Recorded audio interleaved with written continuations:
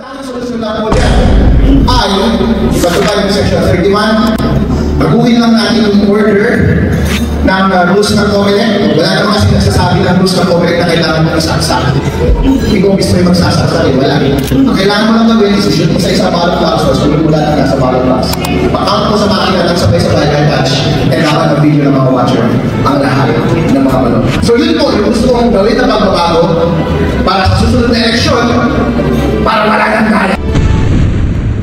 Umpisa po sir, pumayag kayo sa gusto ni Sir Atong na magtago na muna kayo sa ibang bansa dahil kainitan ng issue, kaya ka nagtago. Yes, kasi katulad ng sinabi ko sa kanya, dalhin ko hanggang kamatayan yung sekreto namin dalawa.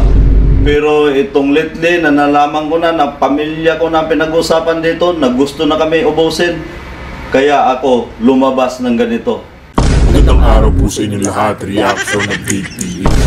Balik, napakaganda ho ng pag-uusapan natin ngayon mga ka-update. Wala ngang iba ho, ito nga po si Atty. Harold Respicio at si George Garcia pa rin. Mga ka-update, dito po pahayag na si Atty. Harold Respicio na kailangan nating videohan at bigyan ng litrato ang mga pinipirmahan natin o isinusumitin natin tuwing botohan. Dahil nga mga ka-update, kasi pati yung mga ibang watcher dito ay nababayaran po. Kaya mga ka-update, talagang hindi natin maiiwasan ang dayaan kung pati mismo mga watcher ay binabayaran. Kasunod ho nito mga ka-update, nagsalita na ho itong whistleblower na di umano si Mr. Atong Anga, mga ka-update, ay nagbibigay daw di umano ng 2 milyon halaga sa mga kapulisan. Kaya mga update, pakinggan din natin ang magiging pahayag nitong whistleblower na ito. Sir, meron pong sinasabi si PNP Chief na meron daw pong 15 na policemen ngayon in restricted custody. Sir, may pinafollow lang kami ngayon na parang leads. Kilala po ba sila? Ano Yes, kilala ko yung dalawa na yan. Sila po ba yung nasa listahan, sir? Mahirap kasi magsalita dahil hindi pa rin pinangalanan ni Sir Torre. Para rin sa kasiguridad din siguro ng pamilya nila. Sir, yung police colonels na ito, ano po yung role na piniplay nila dito sa missing Sabongeros? Sila nga, katulad ng sinabi ko nakaraan, sila yung kumukuha doon sa sabungan. Okay. Sir, meron din po sinabi kanina umaga si PNP Chief na posibleng hindi lang sa Taal Lake dinidispose sa mga ito. Sinabi ko na nga, pagdating sa akin, putol talaga yun. Kaya si PNP Chief, ano naman talaga yan, hawak naman yan lahat. Siguro nga, mayroon din. Gawa sa sobrang dami na missing Sabongero. Minsan, araw-araw, sunod-sunod. Kaya siguro, mayroon ganun. Meron din po information na may mga NBI daw pong involved, sir. Gusto po namin malaman, ano po may ranking officials po ba ng NBI talagang involved? Katulad ng sinabi ko, nililink lang talaga yung NBI, pero walang NBI na involved niyan. Director Santiago, sir, wag po kayo magpadala. Alam ko, naggawa-gawa lang yan ni Mr. Atong Ang para sirain ako sa inyo. Sir, yung may sinabi po kanina si ang totoo daw pong involved ay totoo ba daw? Hindi po totoo yan. Walang kinalaman si Kernel dyan. Yan si kaya lang gusto niyang siraan. Alam ko yan dahil yun ang pinalitan niya. Yan si kaya natanggal yan. Nanghingi ng 1 million yan. Andun ako mismo at ako ang sinabihan niya na yung 1 million na yan, sabihin mo lang kay Mr. Atong Ang na ipa-renovate natin itong kampo. Yung kampo ba? Yung sa... So, di ba sabi nyo, nung nag-usap tayo nun before, sabi nyo, kilala nyo yung nagpa-aresto sa inyo nung time na nagtago kayo? Yes, siya yan. Pero katulad ng sinabi ko, hindi ko muna isiwalat lahat. Dahil mag-antay rin ako sa mga sasabihin ng abogado ko. Okay po. Sir, nabanggit niyo po yung 15 na police, pero may lumalabas po na information na binabayaran daw sila ng 500,000 per kill ng Sabongero. 500 lang ba, sir? 1,000 lang yan sa isang grupo. Halimbawa, isang entry, 7 sila. 500,000 lang talaga ang pinapaabot sa akin yan. Gawa yung team leader nila, may monthly na 2 million yan. At yung team leader po, anong rango nun, sir? Lieutenant Colonel, kumpare ko pa yan. Yung ano sir, di ba before sabi nyo rin, merong general, ano to sir? Newly promoted to na general sir? Yung general na yan, mahirap din i-ano yung pangalan yan dahil confidential nga ito. Gawa ng alam naman natin kung sino yan. Sir, nabanggit niyo po sa akin, dun po sa ating conversation, something about pinapalipat ka overseas, tas pinapagamit ka ng peking dokumento. Ano po yun, sir? Yes, totoo yan. Mayroon akong peking passport. Nakarating ako ng Singapore, Cambodia, Europe. Gamit ko yung peking passport na pinagawa ni Mr. Atong Ang. Pero ano pong purpose ng travel, sir? Yun na yun, pinapatago na ako. Gawa ng yung time na yun, ni General, hinahunting niya na ako noon, yung time na yun. Gusto lang ako makuha. Wala pa akong kaso noon, gusto lang ako makuha para ikanta ko si Mr. Atong Ang. Kaya, ninervyos naman siya nung time na yun. Sabi ko, gawa mo ng paraan. Nung time na sinabi kong gawan paraan, sige, ako bahala sa'yo. Kasi ang gusto niya sana noon, pasusunduin na naman ako ng bangka katulad ng ginawa niya kay ako pumayag na dahilhin ako sa Taiwan gamit yung bangka. Sabi ko wala akong papel, paano ako makabalik dito? Yun na sabi ko sa kanya. Sir, anong year po to? Yung pinapahanap Lipat ka lang, Yung 2021, 2022, hindi ko matandaan. Pero may doon sa passport, may tatak yun. Sumablay nga ako sa Singapore. Sumabit ako dun sa immigration. Pasalamat ako sa Panginoon dahil yung isang passport ko, nabuhusan ng alcohol yun. Kaya ako nakakalusot. Ang grabeng interrogasyon na ginawa sa akin ng Singapore. Nakalusot lang ako, gawa ng sinabi ko. Ang punta ko naman dito, mag-shopping na ako. Gusto ko lang ma-explore ang bansa nyo. Tinulungan naman nila ako na kumuha ng hotel. Yung mga immigration sa Singapore, sila na mismo ang nag-book ng hotel sa akin doon. Kaya ako nakakalusot. Nadala sa paliwanag ko sa kanila. So, noong umpisa po, sir, pumayag kayo sa gusto ni Sir Atong na magtago na muna kayo sa ibang bansa dahil kainitan ng issue, kaya ka nagtago. Yes, kasi katulad ng sinabi ko sa kanya, dalhin ko hanggang kamatayan yung sekreto namin dalawa. Pero itong lately na nalaman ko na pamilya ko na pinag-usapan dito, na gusto na kami ubusin, kaya ako lumabas ng ganito. Sir, kumbaga, siya po yung gustong magpakanta kay Yes, siya kasi noon ang CDJ. Ang gusto lang niya noon, mahuli talaga ako para magkaroon ng hustisya yung missing sa Bungero, yung mga pamilya na mga nawawalan. Ngayon po ay part na ng DOJ po, si Sir. I'd like to ask po, sir, kung meron na kayo conversations sa mga matataas authorities, sir, para for protection, sir. Meron na. Nasabi po ni Sir Tory na kayo ay under police protective custody. Confirm lang namin yan, sir. Yes. Totoo yan. Ano sir yung, kumbaga dagdag na protection sa inyo? Meron ba kayong mga police personnel na Yes, meron ako. Pasalamat ako kay Sir Tory na hindi siya nagpapadala sa pera ni Mr. Atong Ang. Kailan po nag-umpisa, sir, na nasa police custody na kayo? Simula nang lumantad na ako, binigyan niya na ako ng security. Okay, alright. Sir, sabi ni SOJ kanina, meron daw iniimbestigahan ngayon yung SC na part ng judiciary. Sino sir, yung judge ba to? Ano bang... Yung katulad nung nabanggit ko nang nakaraan, ito kasi si Mr. Atong Ang, mayroong isang tagalakad to, isang opisyal, isang ex-judge na nasa PCSO ngayon. Siya po ang...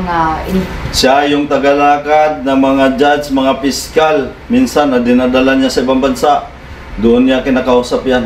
Ganon katindi ang power ni Mr. Atong Ang.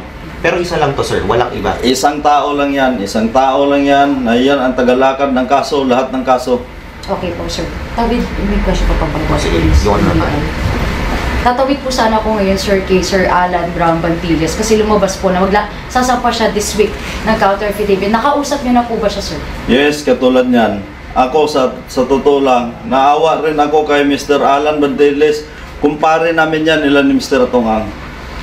Siya ang tumulong sa akin at siya rin ang inutusan ni Mr. Atong Ang na sunduin ako doon sa Singapore para mag-guide sa akin. Kinasama ng loob ko, pati yung tao na walang kasalanan, idinawit niya dito kasi gusto niya lang linlangin ang taong bayan na magkasabwat daw kami ni Mr. Brown. Pero paano siya pumasok sa eksena, sir? Kasi wala namang po, hindi naman nangulutang yung pangalan ni Brown noong umpisa. Dahil lang po sa kanya, kaya siya nadawit. Katulad niyan si Mr. Brown nga, sa sinabi ko, kumpare kasi namin yan. Ang gusto sana ni Mr. Atong Ang, ayusin ako, katulad nung sinabi niya na extortion yung ginagawa ko, na pinadalhan niya ako na rekantisyon, pinadaan niya galing kay Atty. Carol, pinapadala kay Mr. Brown, para bayaran ako ng 300 million, baliktarin ko lang lahat ng sinasabi ko. May kopya ako na rekantisyon na yon. Hindi ako pumayag dahil hindi ko kaya ng konsensya ko na hindi ako pumayag sa dahil hindi kaya na konsensya ko na magpabayad na ganong halaga na idamay ang buong pamilya ko at para rin sa mga pamilya ng missing sa Bungero. So si Sir Brown po ay nasa middle, siya po yung messenger ninyo sa katarungan? Hindi siya messenger, naawa lang yung isang tao sa akin dahil alam niya na wala akong kasalanan dito. Naawa lang siya sa akin. Ito naman si Mr. Atong Ang na gusto niya akong bayaran. Hindi ako pumayag, kahit inutusan nila na ganun, hindi ako pumayag. Total sinabi naman niya noon sa social media na si Dondon Patidungan ang mastermind at ako daw ay bilyonaryo. Pinatunayan ko na lang na isa akong bilyonaryong mini. Kung sa Bisaya pa, bilyonaryong mini. So, sir, ano ba, nag-away ba si Brown saka po si Atong Ang? Hindi ko alam yan kung anong mayroong sa kanila. So wala siyang kahit anong kinalaman sa issue ng Mrs. Sabungeros? Wala siya. So kinagulat mo na doon siya sa nagulat nga ako, yung time na nagulat ako kasi kumpare ko si Brown, si Mr. Atong Ang, kumpare ko yung mga yan, ninong sila ng anak ko. Kaya doon ako nagulat, bakit mayroong ganun. Sir, yung yung mga lumalabas nga po sa mga photos na kasama ni Mr. Brown na congressman, senator, siguro paglilinaw na lang din po sa part niyo. Sa ganyan, wala akong idea niyan. Dahil hindi naman ito ordinaryong tao si Mr. Brown. Businessman din ito. Australian citizen din to. So wala, sir, sangkot na congressman or senator dito sa missing Sabungeros? Wala. Gusto lang ni Mr. Atong Ang idawit yung senador at ang congressman para malinlang niya ang taong bayan. Meron pa po ba kayo hinihintay na mga ebidensya? Sir, kailan tayo magpo-file ng ating pong sworn affidavit? Ang gusto kasi ni DOJ na hindi putol, kailangan buo ang lahat. Pero inaayos na ng CIDJ. May partial na akong naipasa na dokumento kay DOJ. Sir, yung mga victims, yung family ng mga victims, nakakausap nyo rin po ba sila? Through telephone, nakausap ko sila. Last time, nakausap ko yung pamilya ni Jun Lasco, yung kapatid. Okay. So, Sir, yung tawag dito, meron pa po ba tayong ibang mga key players na malalaking pangalan na tinitingnan na pwede pang ma-reveal sa future pa? Basta lahat yan, mayroon akong kopyan yan. ayun. Mayroon akong idagdag ha, na inambos doon sa na ngayon pinapatayo ni Atong Ang sa halagang 2 million. Swerte rin na nabuhay, hindi namatay. Ngayon, sabi ko nga sa kanya, para mapatunayan ko lahat ng sinasabi ko, sana lumutang ka na rin, magsalita ka na rin kung sino ang nasa likod nito. At alam niya, ngayon na imbestigahan niya, meron isang tao na parang inambos, alam niya kung sinong tao. Kaya sinabi ko sa kanya, siya ang nagbigay sa akin sa lahat ng detalye ng mga pulis, magkatugma kami, iisa. Sabi ko, yan ang inutosan na ni Mr. Atong Ang para patayin ka. Bakit po siya pinapatay, sir? Gawa kasi pinaghinlalaan niya ni Mr. Atong Ang na siya ang humawak na isang grupo ng tsupi. Kaya ang gusto nun, ipin down yung si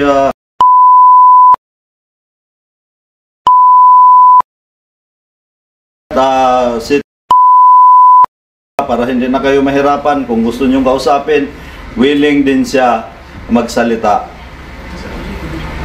Sir, kayo po ba ay willing naman po magsampa ng kaso naman kila Atong? Ang dami po mga allegations na Yes, sinabi po. ngayon yung inaayos lang na abogado ko para panawagan ko kay Attorney Kapunan.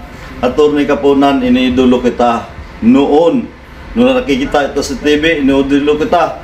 Dahil ikaw ay pumanig sa mga mahirap, ngayon nakita ko, isa ka rin palang bayaran na attorney. Tinanggap mo, nasiraan ako, na ako kriminal, ako mamamatay tao. At para malaman mo lang, yung ginamit ni Mr. Atong Ang na mag-witness against sa akin, sila yung nagbitbit nung taong missing sa Bungero. Yung dalawa na yun. At saka yung kalipin nung bakla noon sa isang shopping center. Kaya alam ko lahat yan. At saka yun ang ginamit niyang witness against sa akin. Mga tao ko lang yan. Dahil nababayaran niya itong ang ng pera, bumabaliktad yan. Sir, for the record, yung mga families ng victims na may mga lumalabas po kasi information, binabayaran daw sila para hindi na sila magsalita. Totoo yan. Gusto ni Mr. Atong Ang na ubusin yung pera niya, nabayaran lahat na missing sa Bungero para mawala na, para maligtas siya. Magkano pong bayad?